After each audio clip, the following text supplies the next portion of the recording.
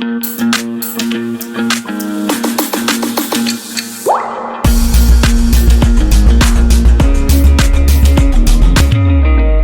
are India's independence or we can say important freedom movements. अब as आपका जो questions आएंगे बच्चा वो किस में आएंगे, वो टॉपिक में आएंगे, आपका ऑब्जेक्टिव टाइप के क्वेश्चंस होंगे, तो हम उसी अकॉर्डिंग कुछ प्रिपेयर करेंगे। सबसे पहले देखिए ये जो मैप है, this is pre partition map of India.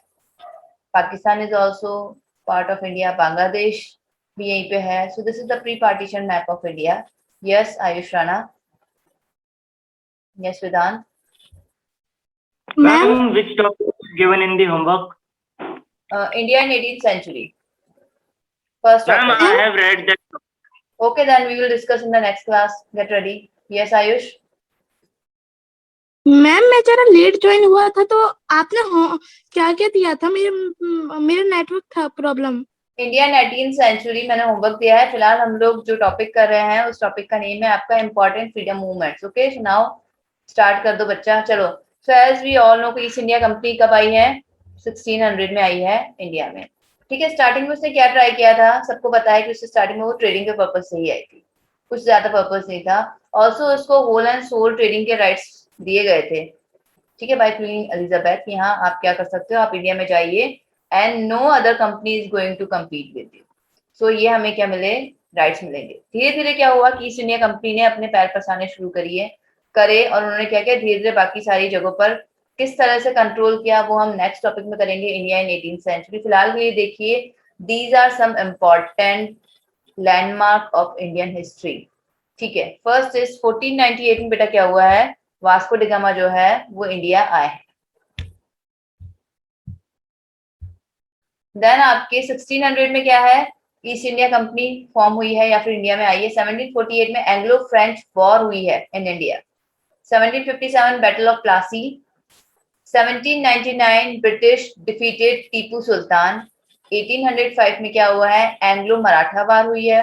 1846 में एंग्लो सिख वॉर हुई है एंड 1857 में रिवॉल्ट ऑफ 1857 जो कि हमने पहले किया था वो हुआ था। अब रिवॉल्ट ऑफ 1857 के कॉन्सिक्वेंसेस क्या हुए थे?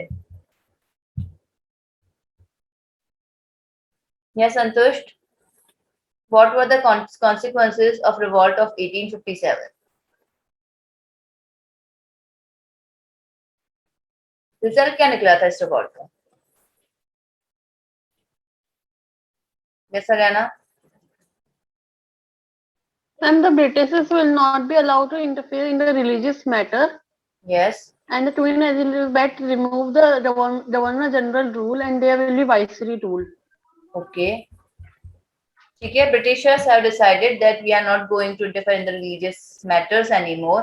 And one more thing, that India's control came under crown. तो 1600 to 1857 वाला जो टाइम है वो किसके लिए है? EIC, east India company. And 1857 to 1947 का टाइम जो है वो बच्चा किसके लिए है? दैट इज फॉर क्राउन और British government we can say. तो यहाँ पे these are some important facts. और देख लीजिए 1885 के क्वेश्चन आपके आ जाता है। सपोज आया 1999, 1919 क्या हुआ है? खिलाफत मूवमेंट हुआ है, जलियांवाला बाग मस्कर हुआ है, रॉलेट एक्ट आया है। ये सारे इंपॉर्टेंट लैंडमार्क्स हैं, इनको नोट डाउन करते जाइए। Start making your notes. जो इंपॉर्टेंट फैक्ट्स है वो मैं अंडरलाइन कर लेती हूँ। 1919 का क्वेश्चन बहुत बार आ चुका है, बहुत बार रिपीट हुआ है। 1921 बहुत बार आया है। 1928 आ चुका है बहुत बार। यानी आपकी 1913 भी बहुत बार आ चुका है, इंपॉर्टेंट फैक्ट। 1931 भी आया है, अभी हम रीड करते हैं इसको। देन आपका 1942, ओके, एंड 47 तो हमें पता ही है कि पार्टीशन हो गया था। तो अब इन ईयर्स में हुआ क्या था बेसिकली? 1885 में क्या हुआ था?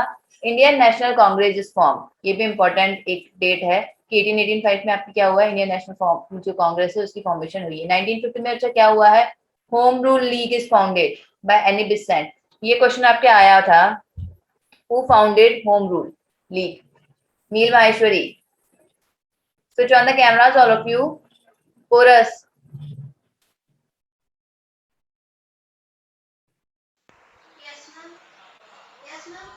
Who is the founder of Home Rule League? Santush, Shreya, Siddhant. Ma'am, Alok. can you please repeat the question? Who is the founder of Home Rule League? Any percent तो यहाँ पे लिखा हुआ है. Who is another one? Saket. Yes, Haryana. Yes, ma'am.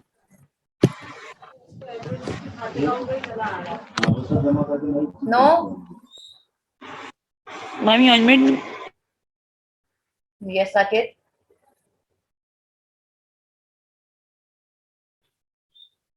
Unmute yourself. किसी को नहीं पता बच्चा इतना important चीज. Yes, ma'am. Ma'am, what? Who is the founder of Home Rule League?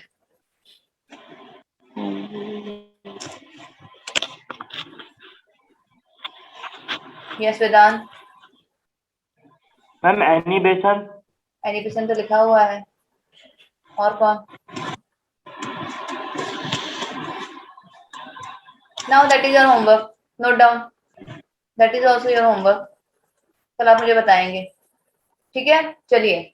Now खिलाफत मूवमेंट. What was खिलाफत मूवमेंट?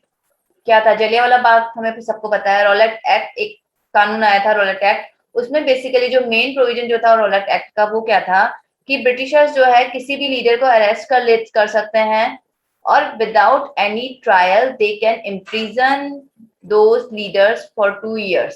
ये रॉलेट एक्ट की बहुत ही बुरी जो थी एक कह सकते हैं कि एक लॉ जो है रॉलेट एक्ट में या एक जो क्लॉज है बहुत इंपॉर्टेंट वो ये था कि ये क्या कर सकते हैं कि किसी भी सपोज उन्होंने आज गांधी जी को अरेस्ट कर लिया सो विदाउट एनी ट्रायल कोई कोर्ट प्रोसीडिंग नहीं होगी डायरेक्ट उनको 2 years के लिए क्या हो जाएगी imprisonment. Yes Shreya. Ma'am, the second founder of Home Rule is Mullah Raja.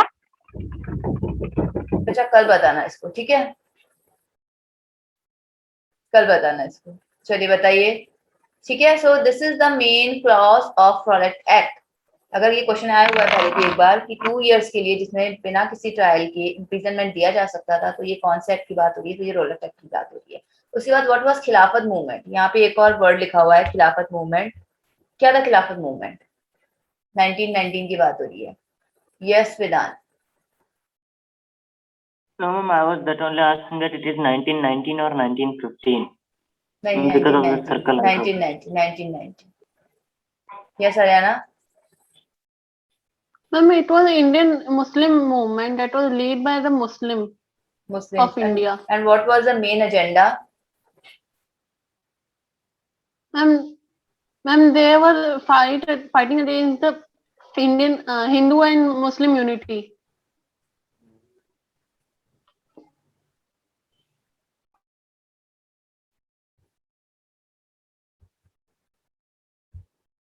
हुआ क्या बचा वर्ल्ड वॉर के बाद में टर्की में एक पोस्ट थी ये समझ लो खलीफा की. ठीक है. That was the most important person और most important post for Muslims. अब मुस्लिम्स को क्या लगा कि fine we are supporting Hindus and Hindus are supporting us. We are unified. We are fighting for our interest. But इस movement के बाद Muslims came to know that no Hindus are not going to fight for our interest. Hindus हमारे interest के लिए fight नहीं करने वाला है.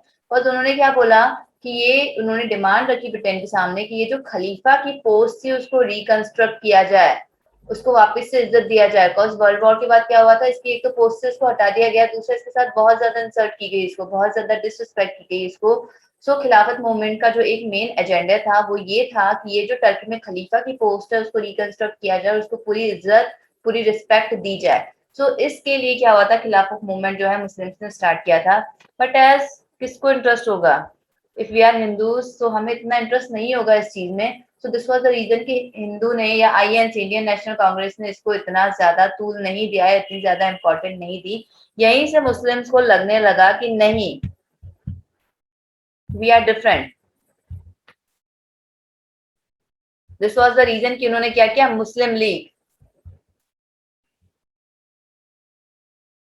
की फॉर्मेशन इसी के बाद में हुई है. इसी के रहते रहते इसी मूवमेंट के रहते रहते मुस्लिम लीग की फॉर्मेशन हो गई थी. और बाद में क्या हुआ हमने देखा 1947 में पाकिस्तान एक अलग से मुस्लिम कंट्री के रूप में आया है हमारे सामने. सो ये जो है ये चीजें यहीं से स्टार्ट हो चुकी थी, कोई भी चीज सडनली नहीं होती, स्लोली स्लोली होती है। तो यहाँ से देखो चीजें स्टार्ट हो चुकी थी। चलिए 1921 में क्या हुआ, rise of Gandhi and civil disobedience movement. क्या था civil disobedience movement? Yes Porus, Saksham, Siddhant, Alok. Ma'am, can you repeat, please? What was civil disobedience movement? क्या था civil disobedience movement जो 1921 में हुआ था? ये आपका क्वेश्चन आ चुका है बहुत बार, अगेन वेरी इंपॉर्टेंट। सबके कैमरास ऑफ, पता नहीं करते क्या हो तुम लोग। हाँ जी संतोष, बच्चा समझ में आ रहा है? मैम मेरे ख्याल से इसमें जो था पीपल्स को ये बताया गया था कि अंग्रेजों की कोई भी बात ना माने। कोई भी बात नहीं माननी। लाइक टीचर्स है वो गवर्नमेंट स्कूल्स में पढ़ाने नहीं जाएंगे, एडवोकेट्स है गवर्नमेंट कोर्ट्स में ना जाए, स्टूडेंट्स है वो गवर्नमेंट स्कूल्स और गवर्नमेंट कॉलेजेस में ना जाए, लेक्चरर्स पढ़ाने ना जाए। हमें उनकी कोई बात नहीं माननी, हमने उनका कोई कानून नहीं मानना है। हमने उन्होंने जो प्रोडक्शन करके यहाँ पे उनके जो गुड्स आए हुए हैं, we don't have to use British goods. हमने बाहर के जो उनकी चीजें हैं बाहर से आई हुई है यहाँ पे हमारे इंडियन मार्केट्स में बिक रही है, we don't have to purchase that. Holi जलाएगी उनकी, ठीक है। So this was civil disobedience कि हमें किसी भी तरह से कोऑपरेट नहीं करना है। This was a non cooperation movement, basically this was a non cooperation movement कि हमें किसी भी तरीके से इनको क्या है सपोर्ट नहीं करना है। देन 1922 में Gandhi suspend movement after the Chauri Chaura कांड। क्या हुआ था चौरी चौरा कांड में? ओके हरियाणा को पता है, मुझे को भी पता है। Okay Vedant. No, ma'am, I was, ma'am, raising hand, ma'am, since 5 minutes for the doubt of, ma'am, what is the aim of that Khilafat movement you told? But Turkey was a Khalifa was a post in Turkey. So Muslim wants to reconstruct the post and wants to gain the respect again for Khalifa. Yes, Ariana? Yes, ma'am. In the civil disobedience movement, the people fired the 22 policemen in Gorakhpur village.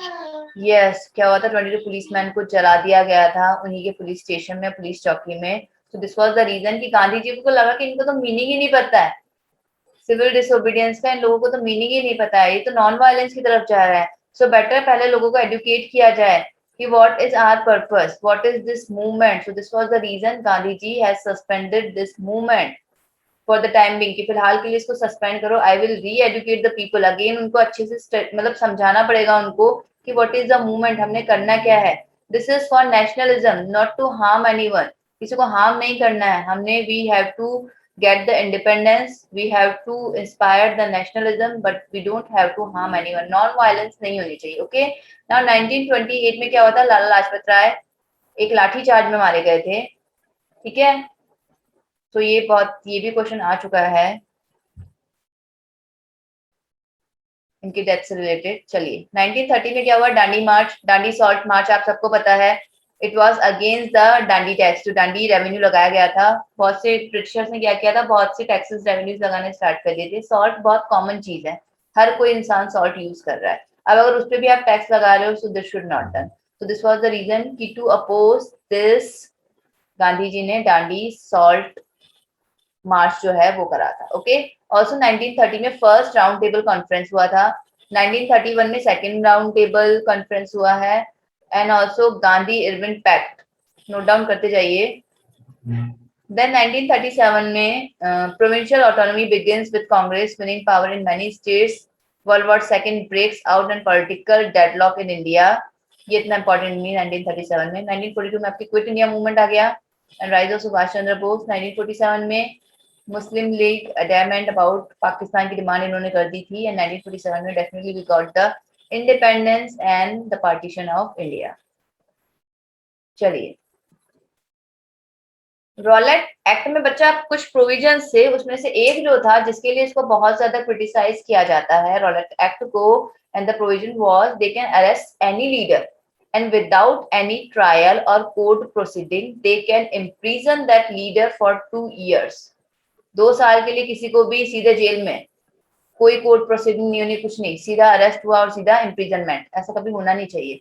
जब भी किसी को arrest किया जाता है तो उसकी proper क्या होता है, कोर्ट में ट्रायल होता है, उसकी प्रोसीडिंग होती है, और यहाँ पे इन्होंने क्या किया, सीधा imprisonment. So this was the reason कि इसको बहुत ज्यादा क्रिटिसाइज किया जाता है। ओके, पूरा वीडियो देखने के लिए और लेटेस्ट एग्जाम अपडेट्स जानने के लिए डाउनलोड करें कैरियर डिफेंस स्कूल का एंड्रॉयड ऐप।